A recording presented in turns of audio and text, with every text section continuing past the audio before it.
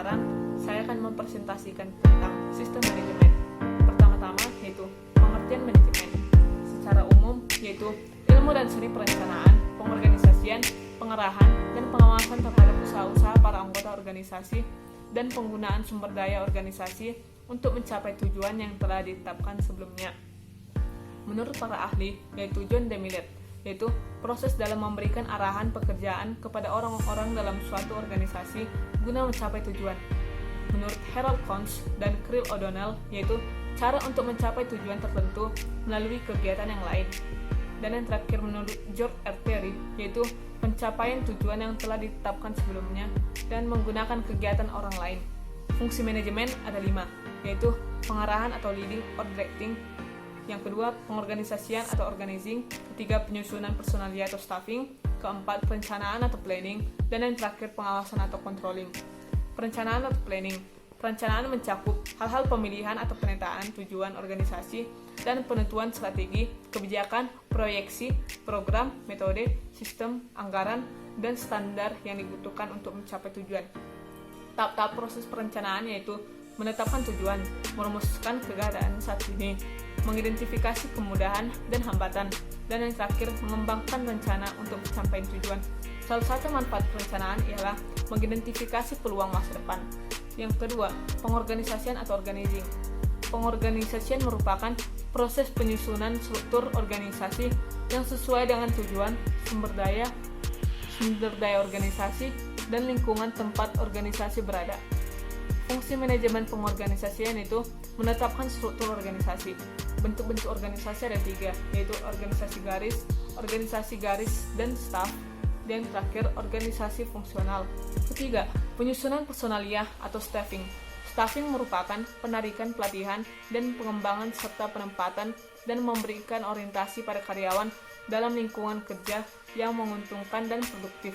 Staffing mencakup kegiatan berikut: 1. Perencanaan sumber daya manusia, 2. Rekrutmen karyawan, 3. Seleksi, 4. Pengenalan dan orientasi, dan yang kelima, penilaian dalam pelaksanaan kerja, 6.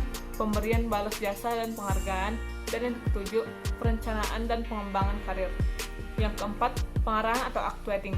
Pengarahan adalah suatu tindakan untuk mengusahakan agar semua anggota kelompok berusaha agar dapat mencapai sasaran sesuai dengan perencanaan manajerial dan usaha.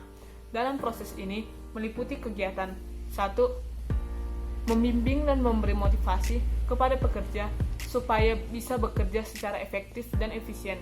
Yang kedua, memberi tugas serta penjelasan secara rutin tentang pekerjaan. Yang ketiga, menjelaskan semua kebijakan yang sudah ditetapkan.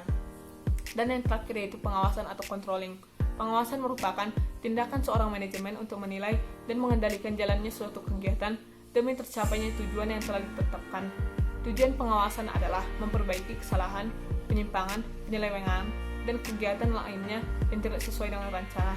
Langkah-langkah proses pengawasan yaitu 1. Menetapkan standar dan metode untuk mengukur prestasi. Yang kedua, mengukur prestasi kerja. Yang ketiga, menentukan apakah prestasi kerja sudah sesuai dengan standar atau belum. Dan yang keempat, pengambilan tindakan koreksi bila pelaksanaan menyimpang dari standar. Unsur manajemen ada 6, yaitu sumber daya manusia, uang, bahan baku, mesin, metode, dan pasar. Tentu saja sumber daya manusia ialah faktor yang paling penting dan menentukan dalam manajemen. Manusia yang membuat perencanaan dan sekaligus melaksanakan proses untuk mencapai tujuan tersebut. Tanpa adanya manusia, maka tidak akan ada perencanaan dan proses kerja dalam manajemen. Yang kedua, uang atau money. Perusahaan dalam menjalankan seluruh aktivitas sehari-harinya tidak akan bisa terlepas dari biaya yang diukur dengan satuan sejumlah uang. Yang ketiga, bahan baku atau materials. Untuk memproduksi suatu barang, perusahaan membutuhkan bahan baku. Ketersediaan bahan baku sangat vital dalam proses produksi, baik berupa bahan setengah jadi atau raw material maupun bahan jadi. Dibutuhkan tenaga ahli untuk mengelola bahan baku menjadi barang jadi atau setengah jadi. Sumber daya manusia dan bahan baku sangat berkaitan erat satu sama lain dan tidak bisa dipisahkan. Mesin atau machine. Untuk mengelola bahan baku menjadi barang jadi, dibutuhkan seperangkat mesin dan peralatan kerja. Dengan adanya mesin, maka waktu yang dibutuhkan dalam proses produksi akan semakin cepat dan efisien. Yang kelima, metode atau metode. Dalam manajemen, diperlukan adanya beberapa metode untuk menentukan bagaimana suatu pekerjaan dapat dilakukan. Serangkaian prosedur dan instruksi ditetapkan dengan mempertimbangkan pada tujuan yang hendak dicapai, fasilitas yang tersedia, waktu, uang, dan kegiatan bisnis. Metode-metode tersebut ditetapkan sebagai standar operasional yang baku atau SOP. Yang keenam, pasar atau market. Untuk bisa memasarkan hasil produksinya dengan baik, perusahaan wajib memahami pemasaran dengan baik. Pemasaran produk sangat penting untuk kelangsungan proses produksi dari perusahaan itu sendiri. Proses produksi suatu barang akan terhenti apabila barang-barang yang diproduksi tidak laku atau tidak diminati oleh konsumen. Artinya, pasar sangat penting untuk dikuasai demi kelangsungan proses produksi perusahaan. Yang keempat, bidang-bidang manajemen. Yang pertama, manajemen produksi. Produksi dapat diartikan sebagai upaya manusia untuk mengubah dan mengelola sumber daya ekonomi menjadi bentuk dan kegunaan baru. Dengan kata lain, kegiatan produksi ialah kegiatan untuk membuat dan menambah penggunaan barang atau jasa menggunakan faktor produksi. Manajemen pemasaran. Manajemen pemasaran ialah kegiatan memaksimalkan fungsi pemasaran sehingga pertukaran atau pengiriman barang atau jasa dari produsen konsumen dapat berjalan dengan lancar dan memuaskan. Yang ketiga, manajemen keuangan. Manajemen keuangan perusahaan adalah kegiatan untuk mendapatkan dan menggunakan dana dengan tujuan meningkatkan atau memaksimalkan nilai perusahaan.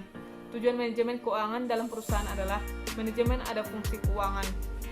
Pemahaman ini menunjukkan bahwa kegiatan yang menyangkut masalah keuangan atau dana dalam suatu organisasi atau perusahaan perlu dikelola dengan baik.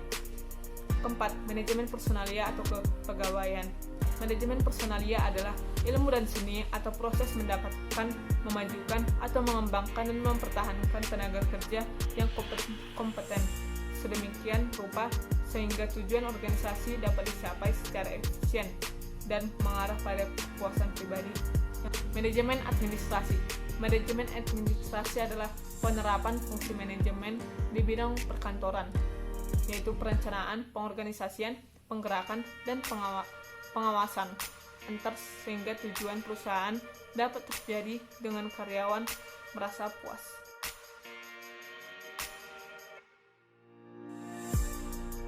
Situasi pasar. Sektor telekomunikasi yang terus tumbuh dan berkembang ditopang oleh pertumbuhan layanan data semakin meningkat pesat setiap tahunnya. Layanan 4G yang telah diluncurkan perseroan sejak pertengahan tahun 2015 telah membuat perseroan menjadi lebih siap dalam menghadapi era digital yang telah hadir di Indonesia. Dengan kualitas yang lebih stabil dan kecepatan yang lebih tinggi, layanan 4G menjadi game changer bagi perseroan untuk bersaing dengan operator-operator lain yang memiliki minat sama dalam membangun dunia digital melalui layanan 4G. Pencapaian perseroan di tahun 2016 telah meningkat sejak era integrasi dengan PT Smart Telecom pada tahun 2011. Pendapatan telah bertumbuh hampir 4 kali lipat sejak tahun 2011 dan EBITDA perseroan telah positif hingga saat ini. Dengan hadirnya layanan 4G, perseroan dengan kebijakan strategisnya telah berhasil meningkatkan pertumbuhan pendapatan sebesar 20%. Sekian dari presentasi saya, terima kasih.